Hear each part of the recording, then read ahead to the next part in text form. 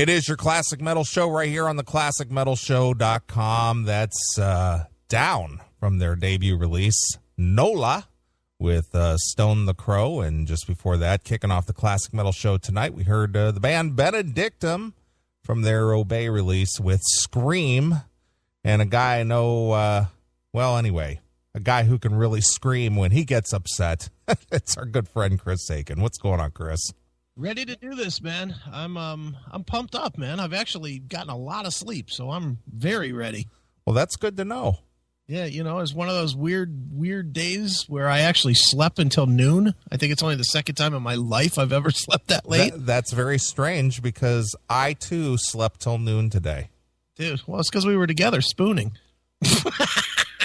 Yeah, that's true. Our secret's out, man. Yeah. Secretly gay for each other. That's right. Yeah.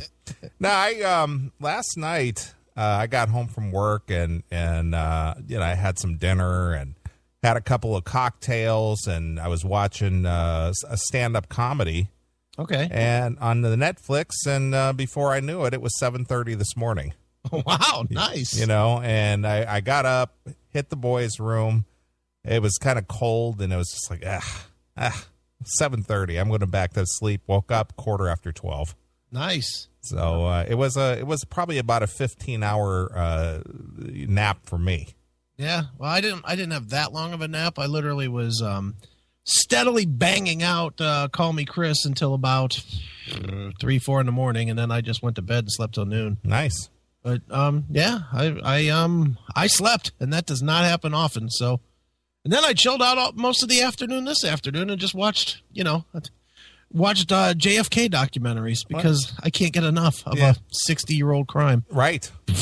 A crime that's, been masterfully covered up. That's right. 60 years. Nobody still knows. Today's documentary that I watched is the one where they think that it was an accidental shooting by the Secret Service guy in the car behind him. Have you heard that one? Yeah, I saw that one where in that guy, he was, they kind of dismissed it for the longest time. Right. And I saw that one before that he accidentally got into, his gun went off. Yeah, he pulled the trigger at the same time that they hit the gas and he jerked the trigger. Yeah, I saw that one. I was like, all right. That's a new one for me. Sure. I hadn't heard that one before. Right. Remember a couple years ago, I was actually down there, on the location and took some pictures of Rex. Right, on the X. Rex on the X and Rex behind the fence. Right, let's put the Rex in X. Right, exactly. But that is kind of eerie and creepy to actually be there and see that layout because it has not changed since he was killed back in '63. Do you think that there's an ordinance like that they're not allowed to upgrade like the fronts of the buildings or anything? Sure. I mean, I'm sure it's supposed to be left as historic as possible.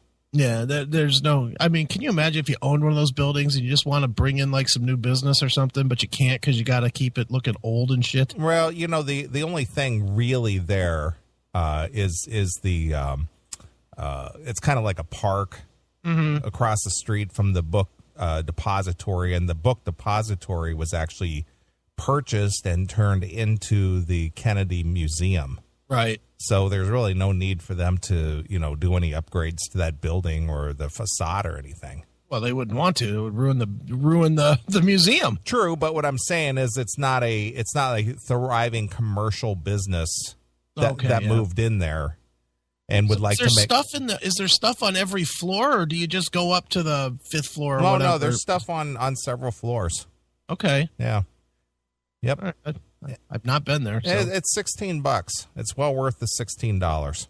I got to get there at some point. You should go there. It's I made an effort. I had to go to Dallas for business anyway, and I scooted out of business at noon so I could hit the museum before I had to go on to other places. Sure. So I made the effort to go specifically to see that. Well, that's cool, man. Yeah, it was very cool. And then speaking of Down and NOLA, another place I enjoy visiting is New Orleans. I bet you wish you'd go back to working for the Indians so that you could go this year, right? No. I'll go on my own, thanks. But you really? I mean, this is the time of year too. I mean, maybe you could give old Magoo a call and say, "Hey, I'd like to go on the trip with you." Yeah, well, it was held in Chicago this year, or 2 weeks ago. Oh, really? Yeah, they alternate the destination between Chicago and New Orleans, and this year was in Chicago. Well, maybe if you start putting the good word in now for next year, you could go. Yeah. Well, believe me, I don't need to go on their cheap dime.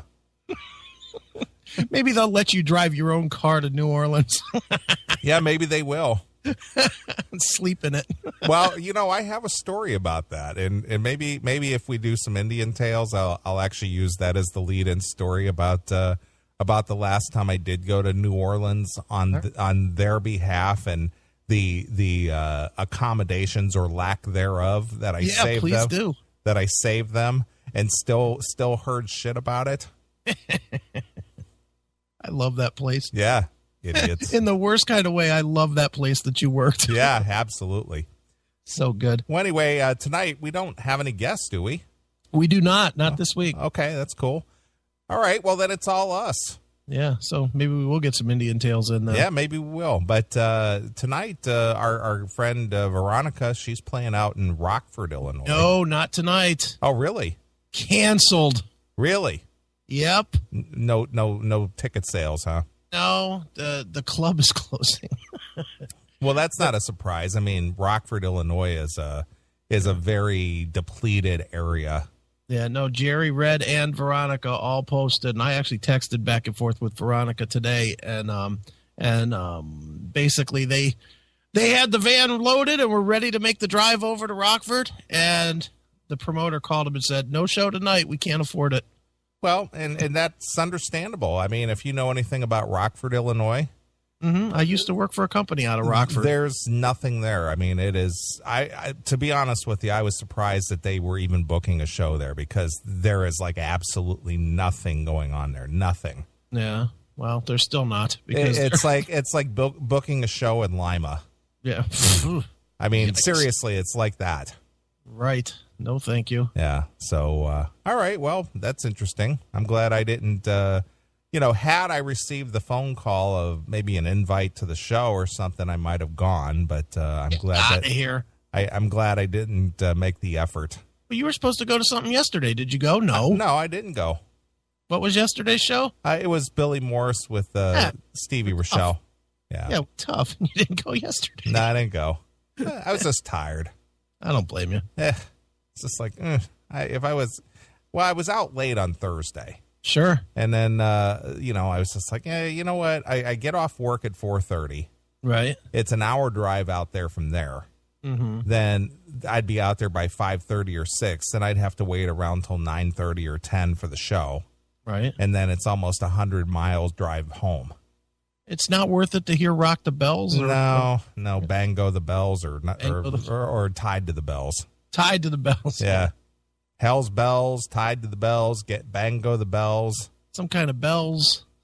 Yeah. No, I didn't go. I considered it, but then I thought, you know what? I'm just going to sit around and wait for 3 or 4 hours and then drive home. And it's like, get it. I don't blame you. Forget it. Especially to see Billy and Stevie. Well, I like those guys and I wouldn't mind hanging out, but it's just that it's like over 100 miles from my house. Billy has a hard time drawing me out to his house. That's not even fucking 30 miles. 100? No, not doing that. What is that? Neeley is growing meaner by the week. It's the poontang. Wow. What does that mean? Oh, I thought poontang was supposed to mellow you out. Where's that post? The JP in the chat room. Oh, there it is. It just my computer hit it a little slower. Wow, I don't know. I thought poontang's supposed to mellow you out. Well, are you getting some vicious poontang that make you meaner? Make you mean? No. There's no mean poontang going on there, but nevertheless. Get in here and fuck me hard. Right. Good Lord. Yeah. I think that would make you even more mellow. Yeah, after the fact, yeah. Yeah, you would think so, but oh, maybe she's just taking it to the edge and just saying, all right, I'm done. Yeah, no, I think that would make you mean. That would make you mean. Yeah, no release for you, pal. Yeah, just use your hand. Yeah, take you to the edge, and that's where it ends. Yeah, then pull away and get dressed. Exactly. I'm out. Well, hope you enjoyed yourself. Oh, you think you're going to come, huh? Fuck you. I'm getting up and watching Netflix. Exactly. That would make you mean. I think that would. Maybe that's what's going on. I don't think so. That's not the case at all. Not the case at all. She's letting you come. Yeah. I don't think there's much of a choice there. Well, there's always a choice. Unless you don't tell her. True. If you don't tell her, then she really doesn't have a choice. Right, absolutely. We're all that stupid. We all fucking get about 30 seconds out and are like, oh, I'm going to come. Give them like that warning. This is about to end, you stupid whore. I mean, you beautiful person. Well, I like all the rules that go along with it. Not in the face. Don't get my hair. Yeah. Don't do this. Don't do so there's all these restrictions. Right. And and it's just like don't come inside me. Don't go aim for my tits, but don't get my hair. Don't get in the face. Right. Have you all right, when and I'm not saying your current girl, I'm just saying in general. Do you establish those rules ahead of time or during? Well, I think it's at the moment. Really? Yeah, because it's just like, I'm ready to just lose it, and it's just like, okay, well, here's, and of course it's the quick ground rules. Yeah. Right. See, I always kind of have that conversation ahead of time. Okay, what am I allowed to do and what aren't I allowed to do? I kind of do that. I definitely kind of. Well, you definitely have to do that. Well, again, I was married for most of that. Sure, so. That's true. With that, it was easy to have the ground rules. All right, what are we doing here? Am I just getting my nut or what? Yeah, exactly. Or what's acceptable? Can I be a filthy pig? Right. Is the asshole in play? Right. There was all that kind of shit. Yeah. That's what you get when you're in such a loving marriage as mine. Too funny. Surprised I didn't have to sign a waiver. Right. That's just. I don't think I just could not imagine getting into that. Yeah, it was not the most fun time of my life, to say the very least. And I think I know the answer to this. Yeah. And I think most guys know the answer to this, even though there's arguments against it. Sure. What's better?